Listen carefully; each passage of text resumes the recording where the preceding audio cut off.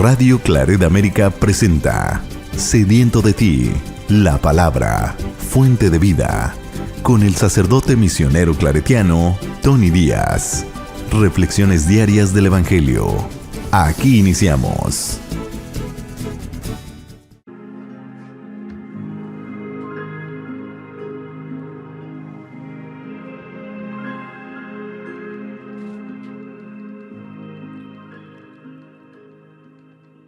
Bienvenidos, hermanos, a nuestras reflexiones bíblicas de las lecturas del día.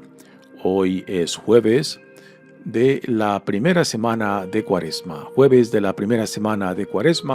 Y la primera lectura de hoy viene del libro de Esther, capítulo 4.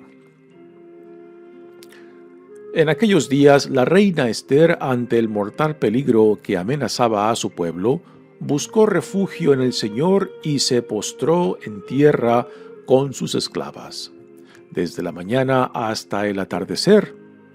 Entonces suplicó al Señor diciendo: Dios de Abraham, Dios de Isaac, Dios de Jacob, bendito seas.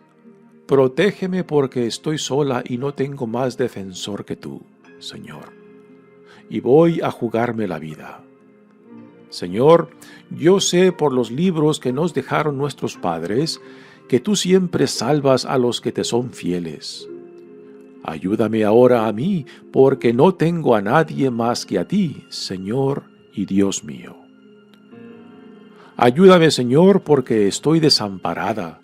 Pon en mis labios palabras acertadas cuando esté en presencia del león, y haz que yo le agrade, para que su corazón se vuelva en contra de nuestro enemigo, para ruina de éste y de sus cómplices. Con tu poder, Señor, líbranos de nuestros enemigos. Convierte nuestro llanto en alegría y haz que nuestros sufrimientos nos obtengan la vida. Palabra de Dios. El salmo responsorial es el Salmo 137 y el responsorio es: De todo corazón te damos gracias, Señor. De todo corazón te damos gracias, Señor. De todo corazón te damos gracias, Señor, porque escuchaste nuestros ruegos. Te cantaremos delante de los ángeles, te adoraremos en tu templo. Señor, te damos gracias por tu lealtad y por tu amor. Siempre que te invocamos, nos oíste y nos llenaste de valor. Que todos los reyes de la tierra te reconozcan al escuchar tus prodigios, que alaben tus caminos porque tu gloria es inmensa.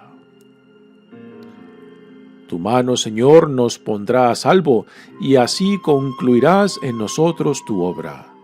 Señor, tu amor perdura eternamente. Obra tuya soy, no me abandones. De todo corazón te damos gracias, Señor.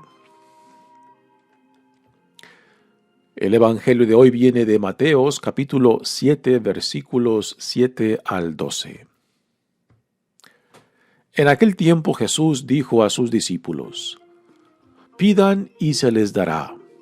Busquen y encontrarán, toquen y se les abrirá, porque todo el que pide recibe, el que busca encuentra, y al que toca se le abre. ¿Hay acaso entre ustedes alguno que le dé una piedra a su hijo si éste le pide pan? ¿Y si le pide pescado, le dará una serpiente? Si ustedes, a pesar de ser malos, saben dar cosas buenas a sus hijos, con cuánta mayor razón el Padre que está en los cielos dará cosas buenas a quienes se las pidan. Traten a los demás como quieren que ellos los traten a ustedes.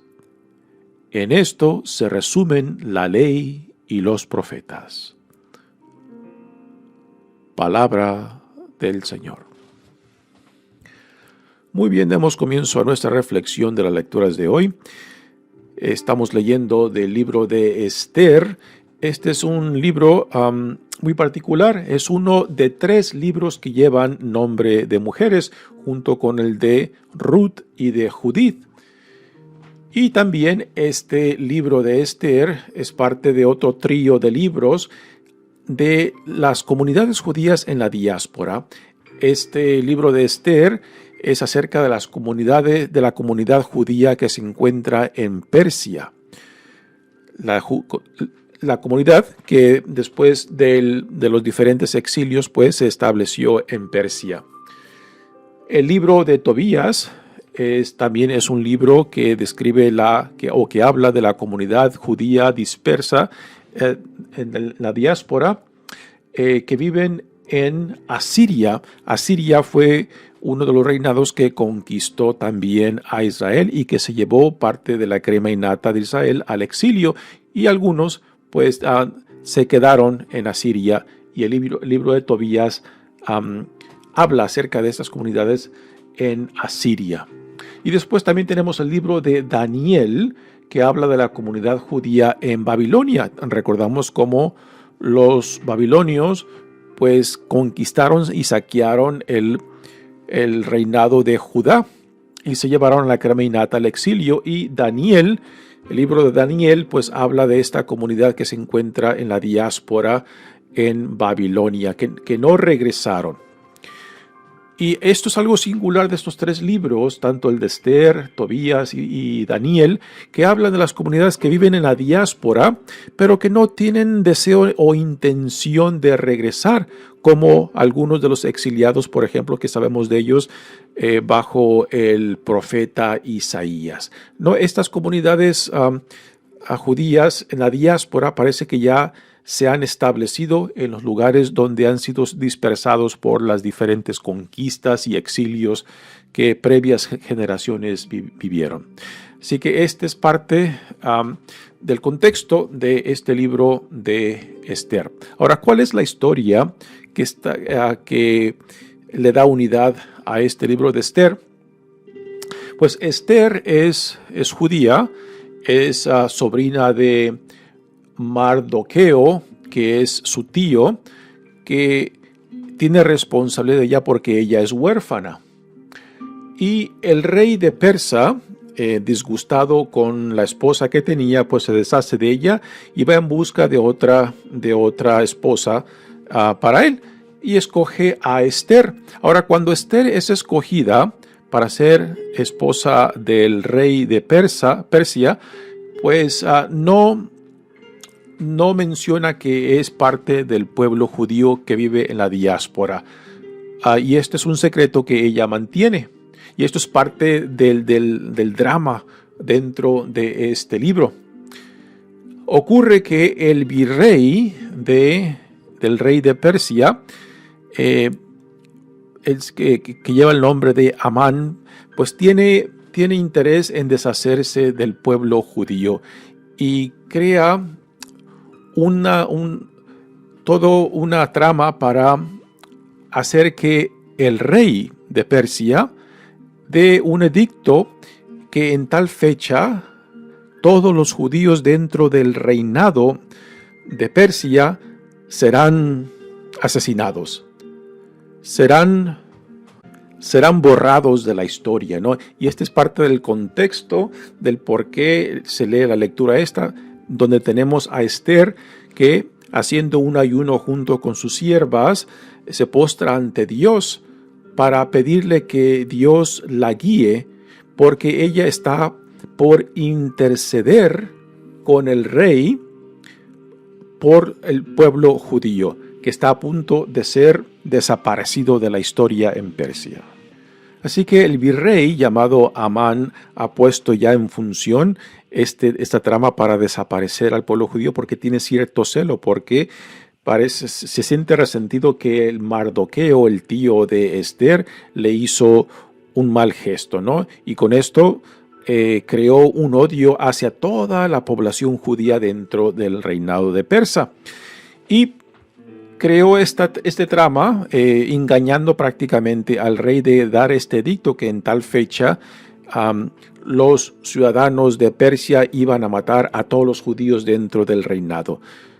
Ahora, cuando Esther se da cuenta, por medio de su tío Mardoqueo, de lo que este virrey Amán está tramando, pues ella quiere intervenir, pero no sabe si el rey está de acuerdo con lo que con el virrey está tramando. Y por eso ella, en esta oración en la cual pone todo su corazón, toda su alma, toda su vulnerabilidad ante esta situación en la cual todo su pueblo pues está peligrando, ¿no? Y ella misma, siendo judía, algo que no había revelado al rey, pues no sabe si el rey persa, pues también se va a deshacer de ella, porque ella piensa que el rey está de acuerdo con este edicto que tramó el virrey Amán. Entonces ella prepara una cena para recibir al rey junto con el virrey, y presentar la situación de su pueblo judío, ¿no? Y el virrey Amán piensa que ya tiene toda esta trama controlada, y cuando va por primera vez a cenar junto con el rey, a esta invitación que le hace Esther, piensa que ya tiene todo el trama hecho para deshacerse del pueblo judío, empezando por Mardoqueo, el tío de Esther, y sale de que el rey se da cuenta de que Mardoqueo había intervenido en favor del rey para salvarle su vida, y se dio cuenta en el registro de los días de su reinado, de que no se le había dado ningún favor a Mardoqueo por haber intervenido en favor del rey.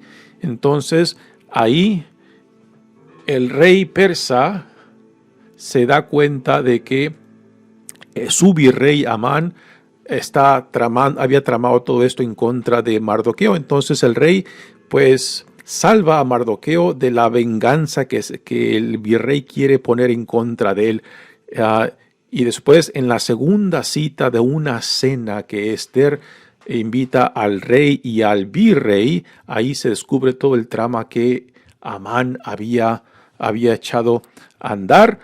Y entonces es Amán a quien el rey a últimas manda matar, con la misma forma que el virrey estaba tramando para matar a Mardoqueo, el tío de Esther, ¿no? Así que la lectura de hoy es la oración que Esther hace como preparación para intervenir por su pueblo judío que se encuentra en Persia. Así que es una oración de petición. Ahora, ¿por qué se escogió esta lectura para hoy? Porque la oración es parte de nuestras prácticas, de nuestras disciplinas durante la Cuaresma. Entonces, esta oración de Esther es una oración de petición como un ejemplo de cómo acercarnos a Dios, cómo abrir nuestro corazón, nuestras almas ante Dios, ¿no?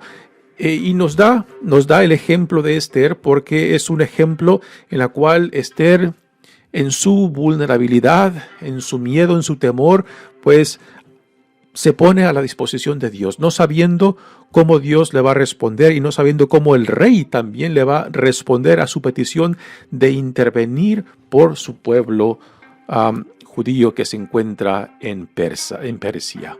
Así que esta es la oración que Esther hace antes de que ella vaya y se entreviste con el rey durante la cena que ha preparado para intervenir por su pueblo, y donde ella le revela que ella es judía y que por tanto, como judía, le pide al rey ese favor de que prevenga de que este edicto que Amán, el virrey, ha tramado para deshacerse del pueblo judío. Dice la oración: en aquellos días la reina Esther, ante el mortal peligro que amenazaba a su pueblo, buscó refugio en el Señor y se postró en tierra con sus esclavas, desde la mañana hasta el atardecer. Entonces suplicó al Señor diciendo: lo mismo que Esther está haciendo aquí con sus siervas, también se le pidió a su tío Mardoqueo que hiciera lo mismo, que entrara en este periodo de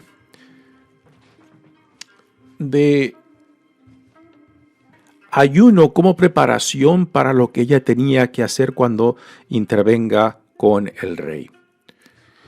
Así que es ella con sus esclavas y Mardoqueo, su tío, también con los suyos en este periodo de ayuno como preparación para esta gran decisión que ella está por hacer en función de su pueblo judío.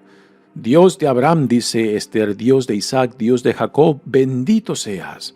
Protégeme porque estoy sola y no tengo más defensor que tú, Señor, y voy a jugarme la vida. En realidad, ella no sabe si el rey está detrás de toda esta trama que el virrey está haciendo. Así que por eso ella dice que se está jugando la vida, porque al descubrirse ella ante el rey que ella misma es judía y que si el rey tenía mano en este trama, pues también su vida prácticamente estaba deshecha, junto con la de su tío y todo el pueblo judío en el reinado de Persia. Dice: Señor, yo sé por los libros que nos dejaron nuestros padres que tú siempre salvas a los que te son fieles. Aquí, con este pequeño detalle, nos damos cuenta de que quizás esta es una segunda o tercera generación de aquellos que quizás fueron llevados al exilio, pero que ahora ya se han quedado, ya se han establecido en este reinado de Persia. Ayúdame ahora a mí, porque no tengo a nadie más que a ti, Señor y Dios mío.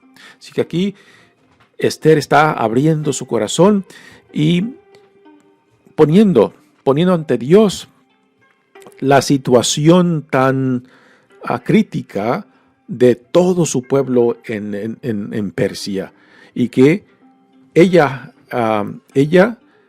siendo la reina de Persia, pues tiene acceso, pero solamente si el rey la llama, si el rey le da la oportunidad de que le presente su petición, ¿no? Y es aquí donde esta oración la prepara para que le ponga las palabras correctas, la actitud correcta, el pensamiento correcto, los sentimientos correctos para que el rey pueda ser receptivo a su petición. Continúa Esther orando: ayúdame, Señor, pues estoy desamparada. Pon en mis labios palabras acertadas cuando esté en presencia del león. El león aquí es la imagen del rey.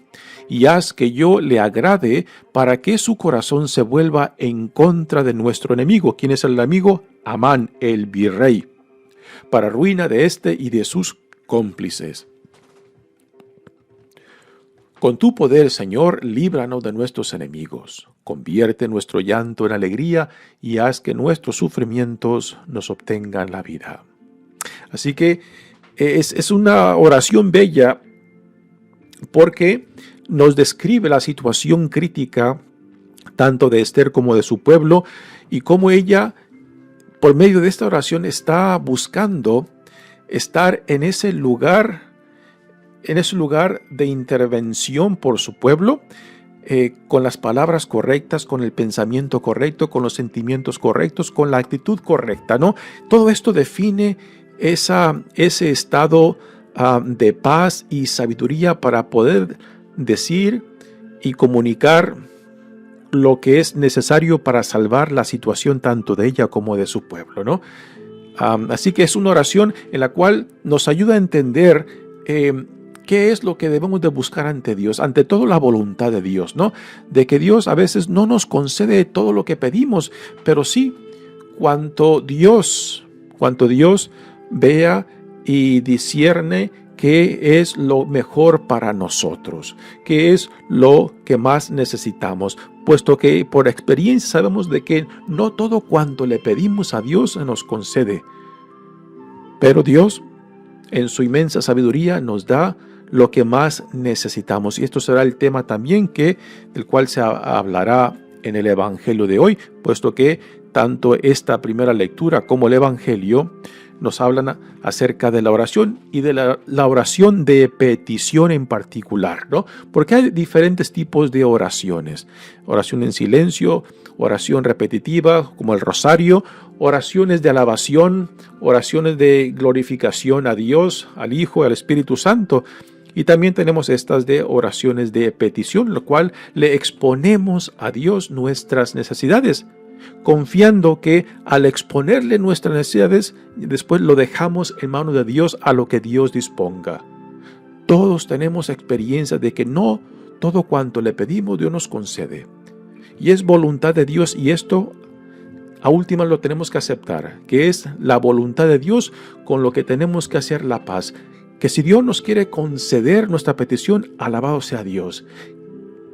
Y si Dios no nos concede lo que le pedimos, igualmente, alabado sea Dios, confiando que Dios sabrá mejor que nosotros, que en su infinita voluntad y misericordia Dios sabrá el porqué de las cosas, aunque yo quizás no lo entienda, aunque no lo comprenda, ¿no?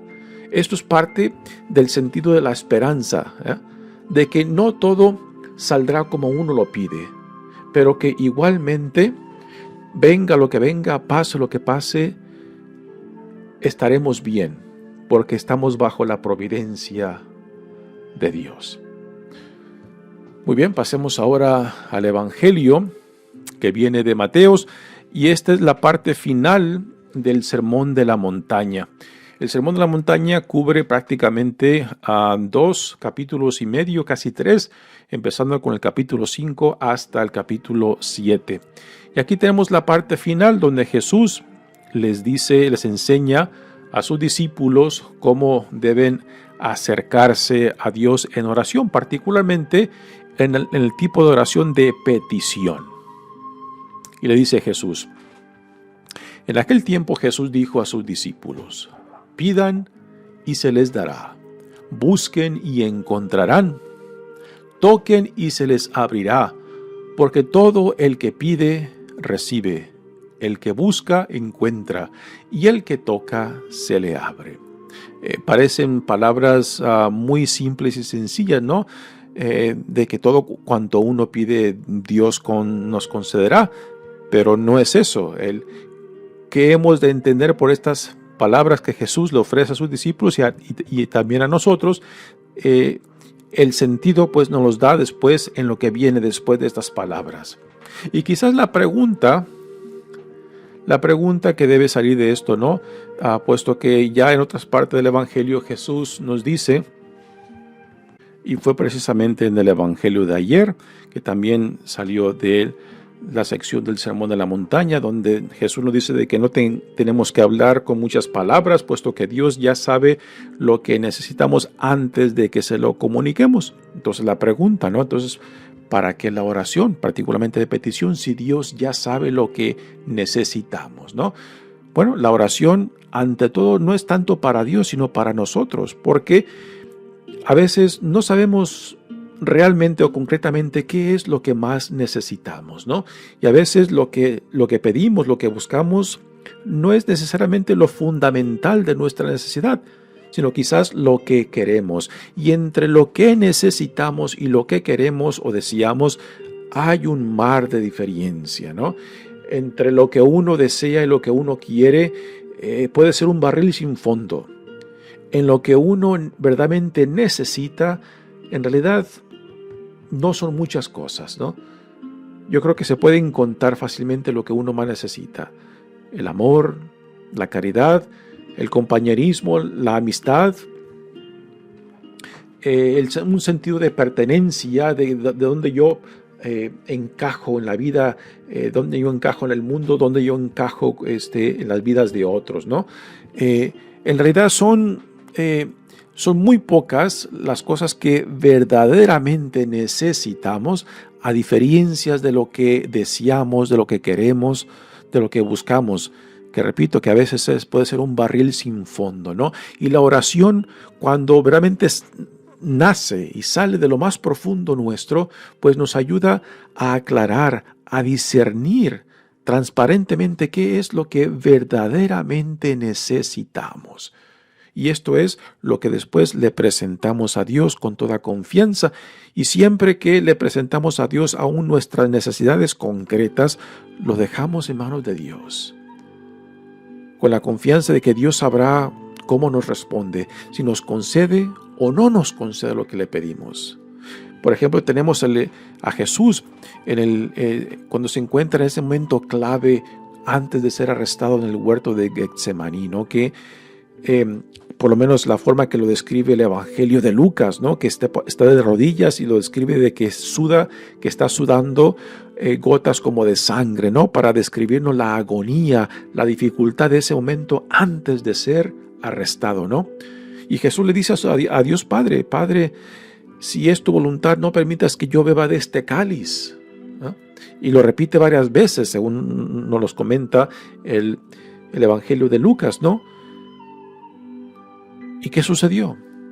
Jesús es arrestado. O sea, cuando Jesús dice: no permitas que yo beba de este cáliz, Jesús ya ve venir su pasión y su muerte, ¿no? Y Jesús no es alguien que busca el sufrimiento por el sufrimiento, no es un masoquista, ¿no? Así que Él, como todo ser humano, preferiría no pasar por esa cruz, por esa pasión, por ese sufrimiento y por la muerte misma. En ese momento crítico, en ese momento lleno de angustia, Jesús le expone a Dios Padre su situación. Y parece que Dios se mantiene en silencio. Algunos dirían: Dios no le contestó su oración, Dios le rechazó su petición, pero no. Dios le responde con la resurrección, y a últimas Jesús también tuvo que confiarse a la voluntad de Dios Padre después de poner su corazón, después de abrir su corazón lleno de angustia y quizás de temor por lo que él ya veía venir, ¿no? Y después de exponerle a Dios Padre su situación, la deja en manos de Dios. Dios permite que él sea arrestado, sea condenado, sea crucificado, de que muera en la cruz, pero el amor no puede ser destruido, el amor no puede ser enterrado, porque tarde o temprano resucita. Y eso es la gran victoria que tenemos en la resurrección. Así que Jesús mismo nos modela este tipo de oración de petición, del cual nos invita a abrir nuestro corazón, nuestras vidas, nuestra vulnerabilidad, y después a dejarlo en manos de Dios, ¿no? Y confiar que si Dios responde, bendito sea Dios. Si no me responde, igualmente bendito sea Dios, confiando que Dios sabrá mejor, ¿no? Y esto a veces quizás es muy difícil de aceptar, particularmente cuando la necesidad es grande, cuando es algo tan difícil de poner en manos de Dios, pero que a últimas no tenemos otras más que ponerlo en manos de Dios, ¿no? Pero a últimas tenemos que confiarnos a la voluntad de Dios. Y esto es, a últimas, lo que la oración de peticiones no es simplemente ponerle a Dios nuestras exigencias y esperar de que Dios cumpla nuestras exigencias por más devociones, por más oraciones que le ofrezcamos. A últimas, tenemos que dejarlo en manos de Dios, a la voluntad de Dios. Y Jesús aquí después ahora explica un poco el sentido de esta oración de petición cuando dice: ¿hay acaso entre ustedes alguno que le dé una piedra a su hijo si éste le pide pan? ¿Y si le pide pescado, le dará una serpiente? Si ustedes, a pesar de ser malos, saben dar cosas buenas a sus hijos, ¿cuánta mayor razón el Padre que está en los cielos les dará cosas buenas a quienes se las pidan? Esta es la clave del tipo de oración, de petición, que Dios nos dará cosas buenas según la voluntad de Dios, según lo mejor para nosotros, ¿no? Cuando Jesús nos pide que amemos al prójimo como a nosotros mismos, utiliza la palabra ágape, ¿no?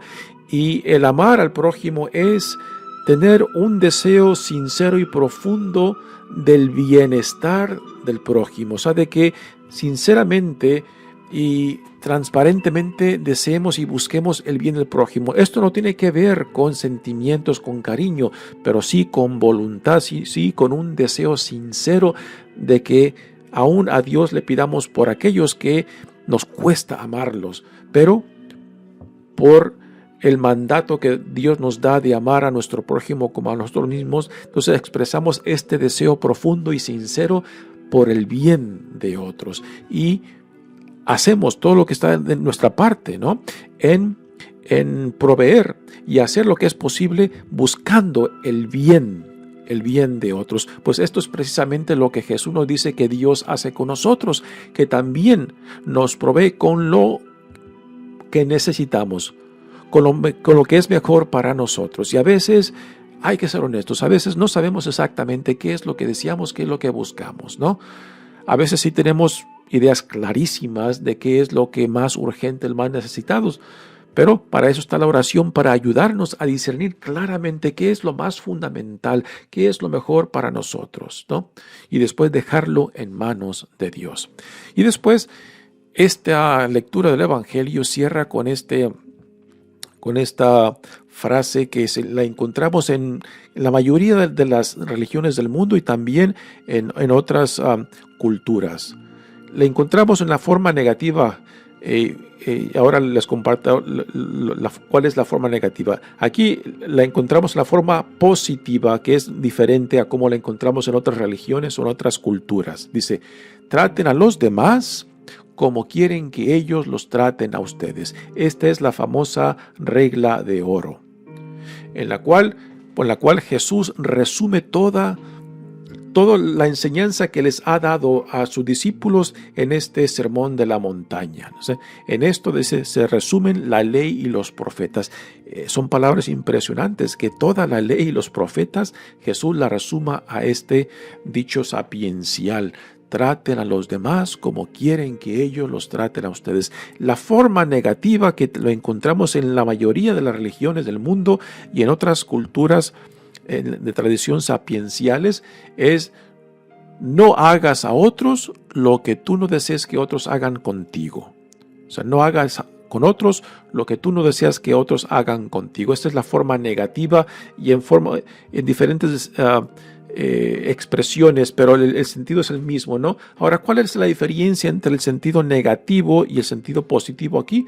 Que el sentido positivo en la cual Jesús la pone es de que nos promueve, nos anima para que no simplemente seamos pasivos y no hacer nada, puesto si no hago nada, pues puedo decir estoy cumpliendo esta ley de oro, ¿no? Pues si no le hago nada a nadie, pues que nadie me haga nada a mí. Y en eso no necesariamente nos fuerza hacia la relación tanto de amor, compasión y justicia que Jesús nos modela, ¿no? Así que la forma positiva tiene un cierto impulso más para actuar según el amor ágape, según la compasión, según la justicia de Dios, de que tratemos a otros como nosotros deseamos ser tratados. Mi nombre es Padre Tony Díaz, misionero claretiano. Que Dios los bendiga. Radio Claret América presentó Sediento de ti, la palabra. Fuente de vida. Sus comentarios son importantes. Contáctenos en radioclaretamerica@gmail.com.